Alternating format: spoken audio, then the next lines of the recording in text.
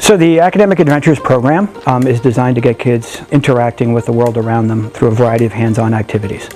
It's really teacher-driven by passion and student-led by interest, where students get to kind of select from a small number of courses that are being offered, where they can range anywhere from entomology to rocketry, global issues, geography, natural art. It ranges, and each year it's a little bit different. We have passionate teachers, we have student interest, and then we also have this great mix of international students and domestic students. So it really builds a really fun, dynamic classroom environment where everyone's really getting involved and just really enjoying learning and the learning process. Whether they're testing out their rockets to see how high they can go, or discovering a new insect that they've never seen before. It's learning at a very personal level sometimes, which I think is great.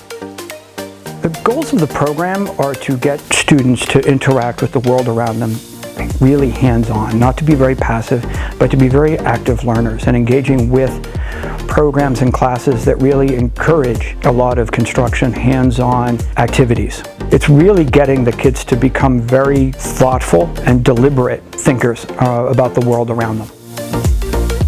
One of the best parts of Academic Adventures, you have classes in the morning.